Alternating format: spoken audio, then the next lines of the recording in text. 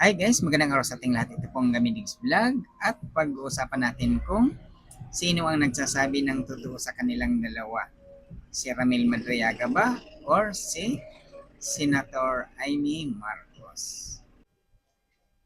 Halaka, Senator Amy nag-react doon sa sinumpaang salaysay ni Ramil Madriaga sa Committee on Justice sa Kongreso. Yan guys. At sinabihan pa niya na sinungaling daw si Ramil Madriaga. At ito pang sinabi niya na may nag-aantay daw na kwarto doon sa impyerno sa mga sinungaling. Paano yun? O napakaraming mga sinungaling ng mga politiko dito sa atin. Ibig sabihin, napakaraming kwarto ang nag-aantay doon sa impyerno. Wala. Yun ang sinabi niya. May kwarto na doon na nag-aantay. Paano yun? Napakaraming mga sinungaling na politiko sa atin. Hindi ang daming mga kwarto doon na nag-aantay sa kanila. Ito guys, kasi grabe ang reaction niya doon sa mga sinabi ni Ramil Madriaga. Di ba? Mahirap kay Ramil Madriaga kasi sinumpang salaysay niya yun. Nag-under oath siya doon. Samantalang kay Senator Amy, ano lang yun, parang opinion lang niya or pagdidipinsa lang niya sa kanyang mga kaalyado. Ito guys, panoorin natin ang kanilang panoorin natin kay Ramil Madriaga, tapos ang susunod naman yung reaction ni Senator Amy. Tapos, bahala na kayo kung sino ang papaniwalaan niyo sa kanilang dalawang mga salaysay.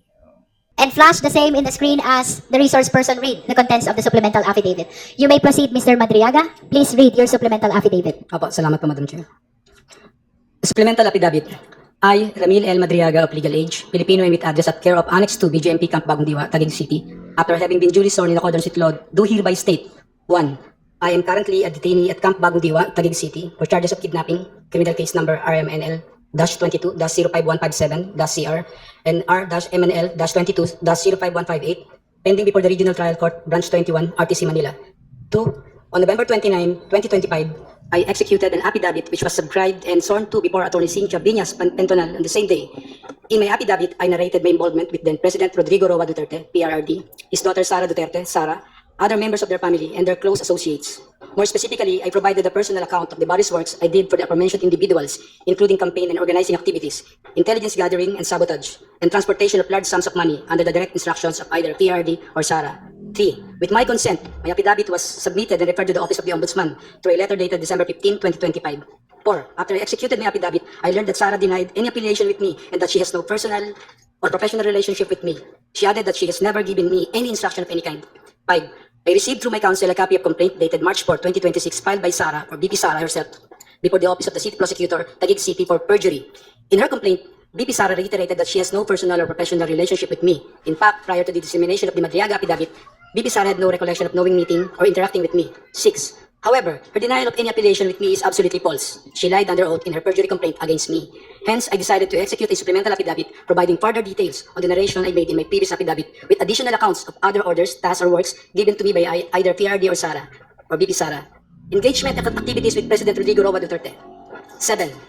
Prior to the 2016 national elections campaign, I was working for then Congressman Roylo Goles as one of his political officers specializing in intelligence gathering and sabotage operations. Congressman Goles decided to support the candidacy of PRRD. Hence, he introduced me and endorsed my services to PRRD during their meeting at the latter's residence in Taal Street, Bangkal, Davao City, around the 2015 or early 2016. He mentioned to PRRD that I was previously under detention and that I later survived death row.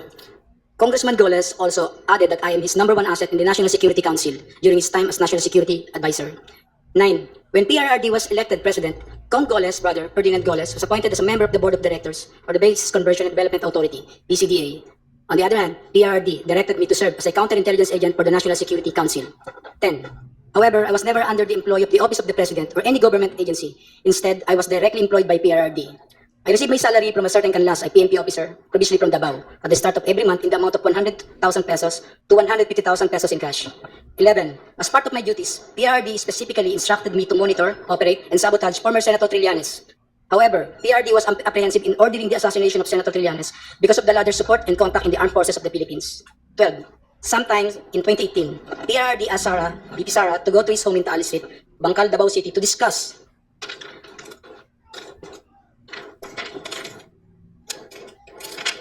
upcoming local elections in Davao City, where VP Sara was going to run for re-election as mayor. During this meeting, PRRD introduced me to Sara and told me, Ram, ikaw na bahala kay Inday. Since then, I frequently met and discussed with VP Sara, then Mayor Sara, regarding various matters. However, she gave me strict instructions that all conversations should be done as much as possible by call and minimize text messages. 13. Furthermore, PRRD also asked me to profile individuals associated with VP Sara, then again Mayor Sara, because she's his favorite among his children. PRRD wanted VP Sara in politics instead of Paulo Duterte Pulong and Sebastian Duterte Baste, who he characterized as Baliw and Bading, respectively. Number 14.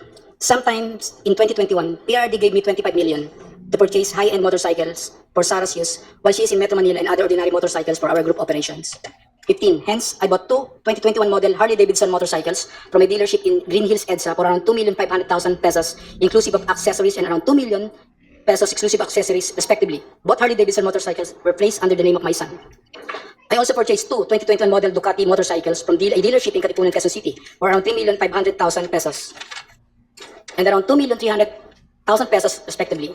In addition, I also bought accessories for these Ducati motorcycles in the total amount of 500,000 pesos. Both the Ducati motorcycles were placed under my name. 17. Lastly, I also purchased 7 Yamaha NMAX motorcycles for the operation of Initiative for Social Justice Innovation and Progress Pilipinas, or ISIP Pilipinas. The remaining money was distributed to my colleagues in ISIP Pilipinas. 18. All purchases of these motorcycles, including the aforementioned accessories, were paid in cash using the money given to me by PRRD. Custom magnetic litter transaction with Attorney Scarpio. Sometime in 2017 or 2018, PRRD told me to assist the husband of Sara, Attorney Manasseh Scarpio, regarding a problem with the Bureau of Customs. However, no specific details were provided by PRRD. Thereafter, Attorney Mans called me. We later decided to meet in front of a coffee shop in Burgos Circle in Bonifacio Global City, Taguig City. During our conversation, he asked me to assist in facilitating the release of what he called construction equipment, which was plugged and confiscated by the Bureau of Customs. Attorney Mans gave me a contact person, a female lawyer, to coordinate with it regarding the BOC problem. After 2 days, I went to the BOC to meet the female lawyer to discuss the release of construction equipment. This time, I learned that the construction equipment was actually magnetic lifters. The same were confiscated because it contained a large amount of shabu. However, the female lawyer informed me that it was difficult to release the same because it was a hot item. 22. I reported this to Attorney Mans and we meet again in the same spot in BGC, Taguig City. This was the last time we met regarding the issue. Later, I learned that the content of the magnetic lifters is at least 500 kilograms of shabu worth 4.3 billion pesos were mysteriously missing. Dummy accounts and bank transaction of PRD. Despite only earning 100,000 pesos to 150,000 pesos from my services to PRD, millions of pesos went through bank accounts opened for me by close associates of PRD. I admit that during PRD's term as president, I served as a dummy for the transfer of large amount of money. These transfers were made through bank accounts that were opened under my name, which include but are not limited to the following: China Bank, Legazpi Village, Makati City; China Bank, Main Makati City; China Bank near the Power Station at Ayala, Makati City; PNB Makati Metropolitan Avenue Branch, Makati City; an unknown bank in Pasig City, Sirimudo. If I may interrupt, Mr. Madriaga, Comsec, kindly continue flashing on the screen the pages of the affidavit from where the resource person is reading. And kindly speak closer to the microphone, Mr. Madriaga, please. Madam Chair. Thank you. Please continue. 25. However, I've never personally opened these accounts or appeared before the said banks to process any application in relation thereto. These were opened by people close to PRRD, who informed me that money will be transferred to these accounts for intelligence operation and for laundering. I was later instructed to sign an entire checkbook where the amounts and pays are left blank. I agreed to do this because at the time I had complete trust in PRD and his close associates. 26. On some occasions, PRD would call me to inform me that someone from the aforementioned bank would contact me to confirm a withdrawal or encashment of checks. There were also instances where PRD would instruct me to personally visit the said banks to pick up the money and bring it to Malacanang or to the designated individuals. I distinctly remember that PRD directed me on 3 separate occasions to pick up 100 million from a bank inside the mall in Lubao, Pampanga, which were all delivered to Malacanang.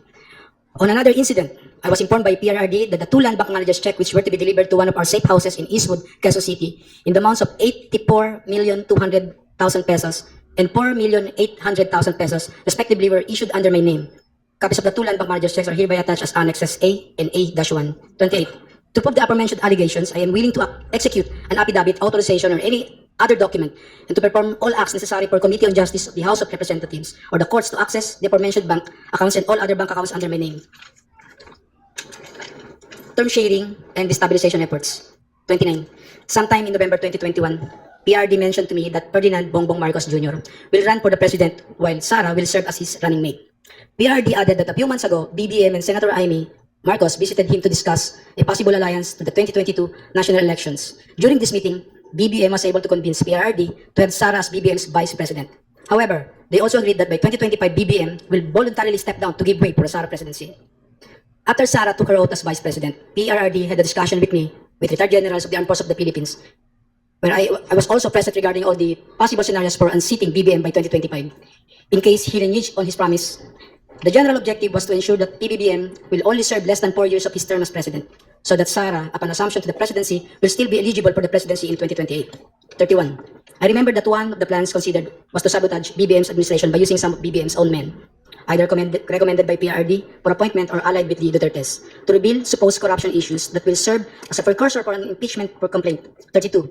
In the event that BBM will not voluntarily step down or hand over the presidency to Sara, extraordinary measures of overthrowing BBM will be considered, which include assassination, mass resignation of government officials, civil disobedience, and even an armed assault of Malacanang Palace. It was also considered by PRD to arrange assassination or armed hits of several government officials in order to cause massive civil unrest.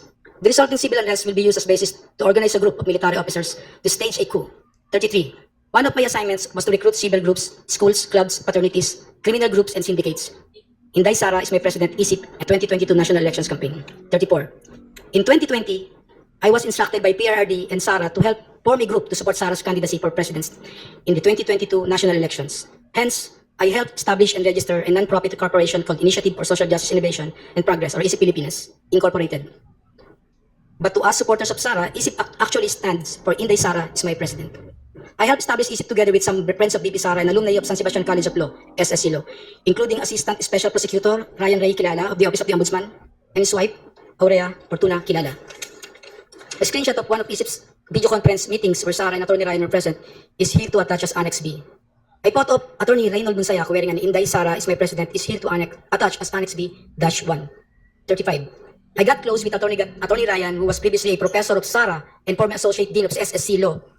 He shared with me that Sara was not particularly good in school, was often struggling with her academics, and habitually rude and violent to other students. Hence, Attorney Ryan used his influence in San Sebastian College of Law to ensure that Sara received passing grades despite her poor academic performance.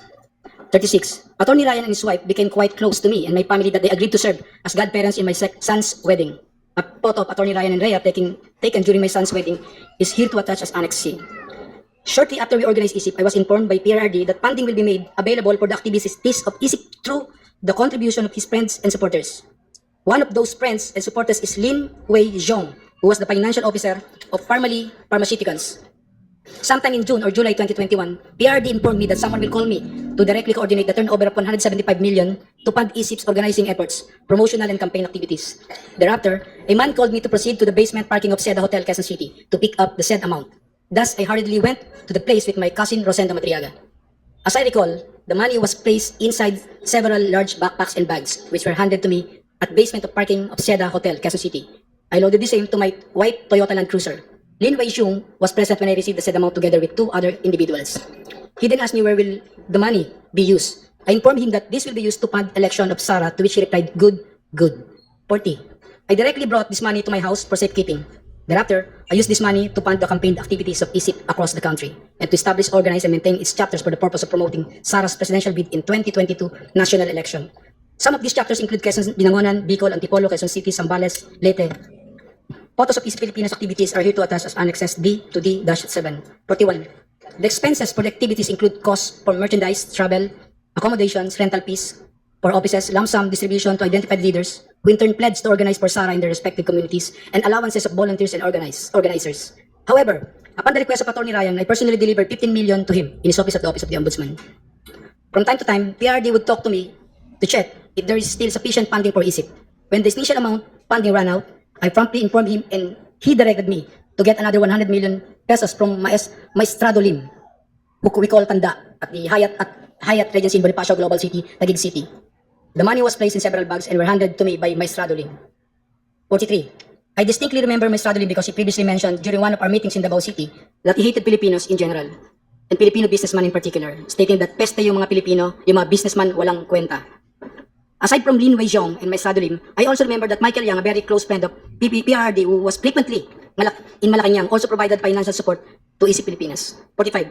On September 29, 2021, and despite our extensive campaign activities, I was informed by Sara that she will no longer run for president and will instead run for as BBM's vice president in 2022 elections. This decision caused deep frustration among the members of EC.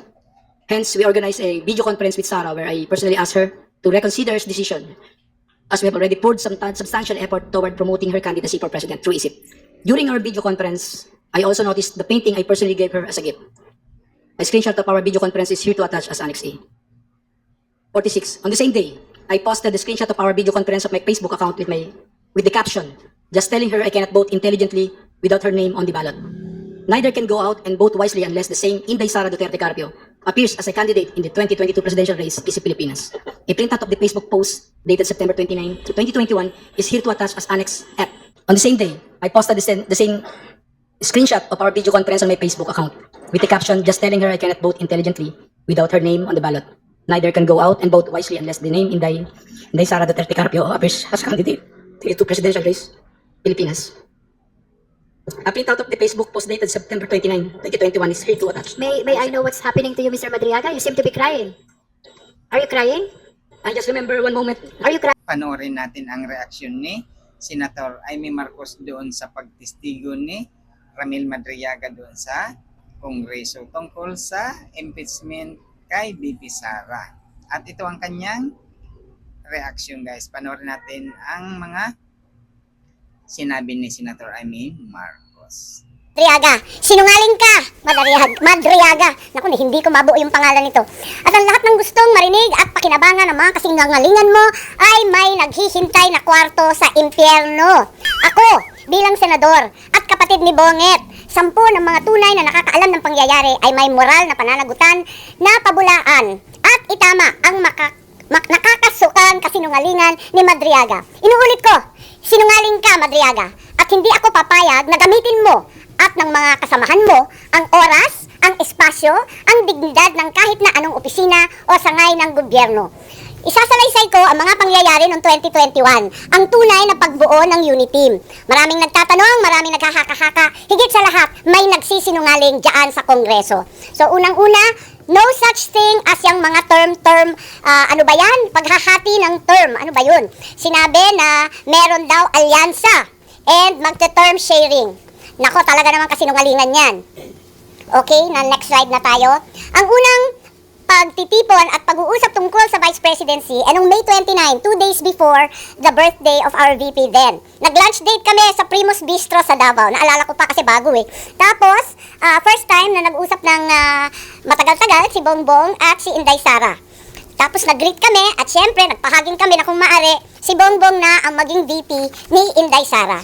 Kasi alam naman natin, namamayagpag sa lahat ng survey si VP noon, Mayor Inday siya, bilang presidential bet. Ika nga, walk over sana. Kasi nakaupo pa yung tatay niya at napaka-popular niya mismo.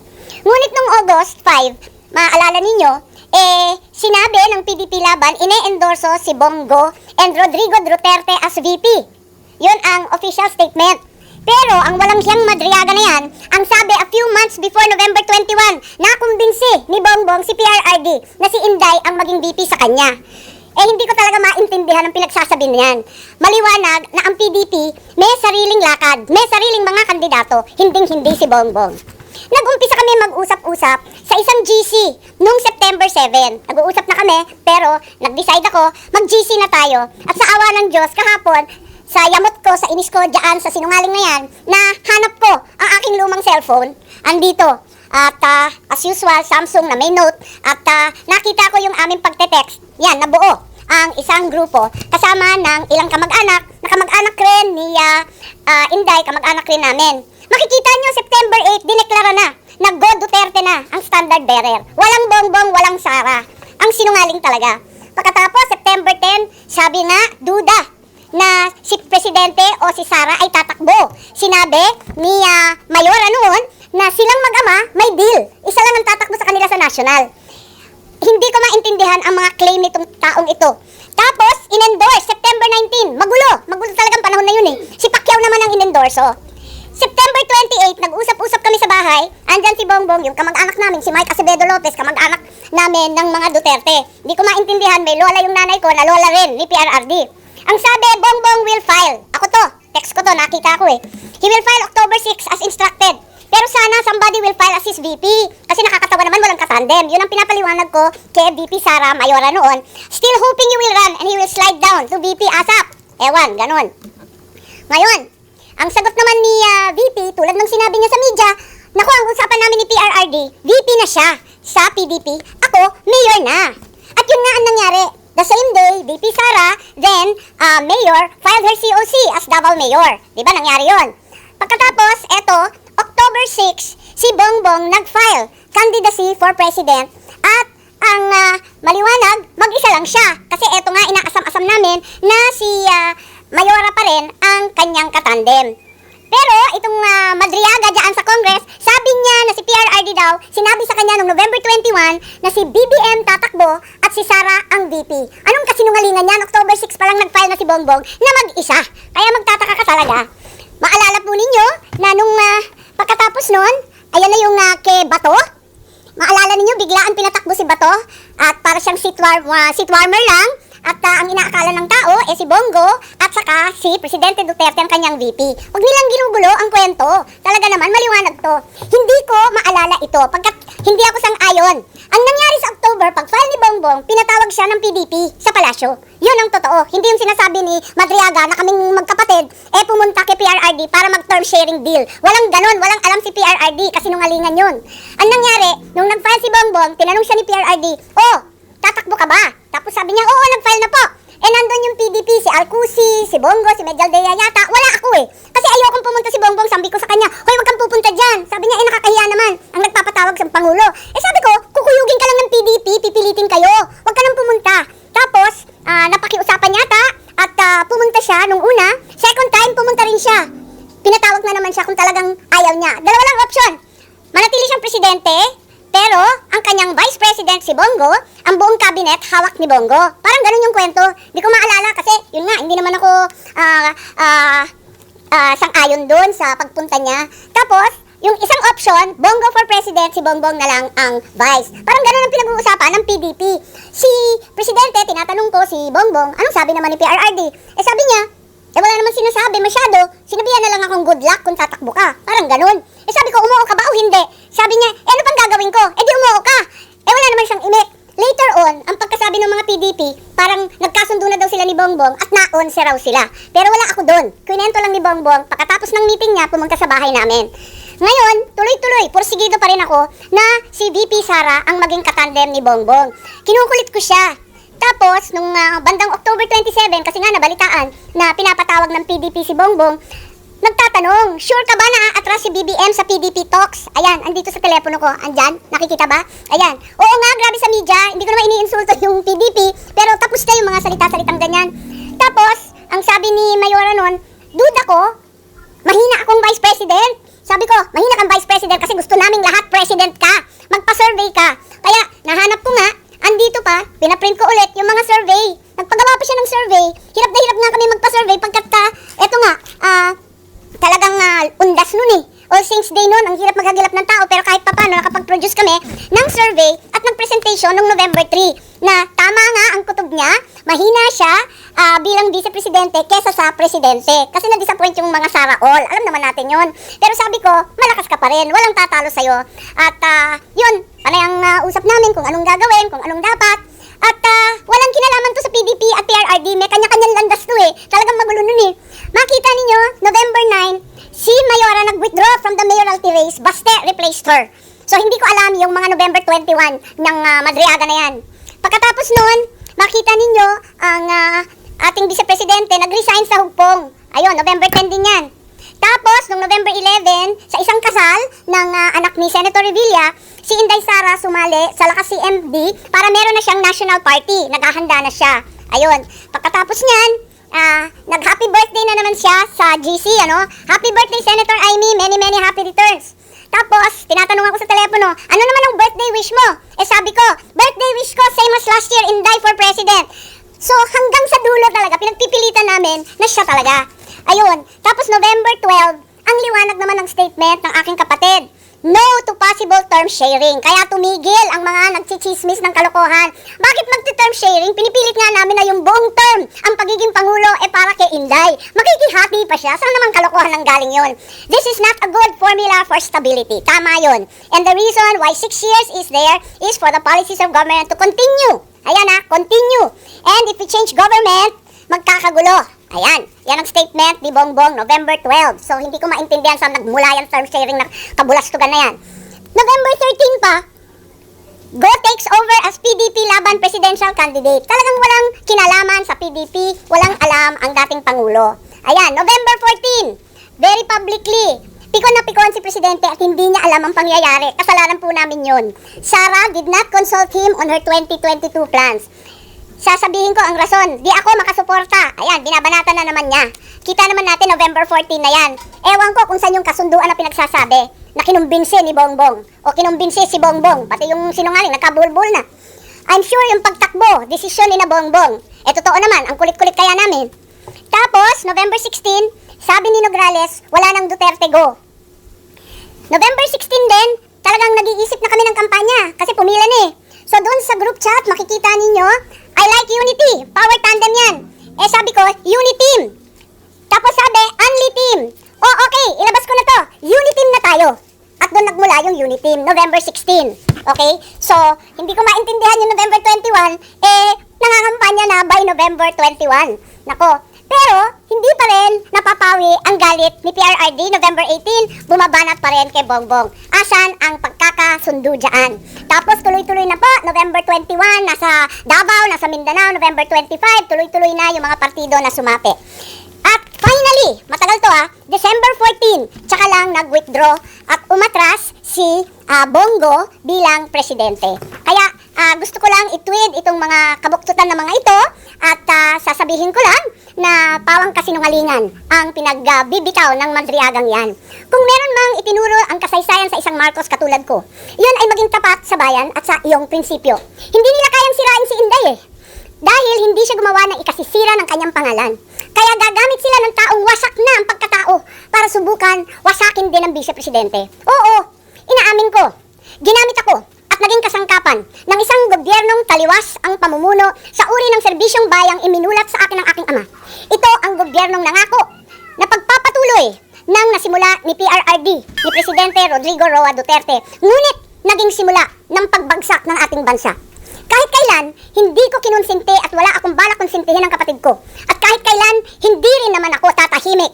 Hindi ko hahayaang harap-harapan magsinungaling ang isang tao para matupad ang ambisyon ng iilan at tuluyang mailibing ang ating bayan. Sa korupsyon, sa kasakiman, sa walang saysay na pamumulitika, kahit ngayon, sa harap ng malupit na krisis. Bongbong, Pangulong Marcos, alam mo ang katotohanan. Andun ka, magkasama tayo. Kung hindi mo ito ipinag-uutos, walang dahilan para hindi mo itama ang kasinungalingan na ito. Huwag mong konsintihin ang mga politikong ginagamit ang sinungaling na si Madriaga. Yun lang po.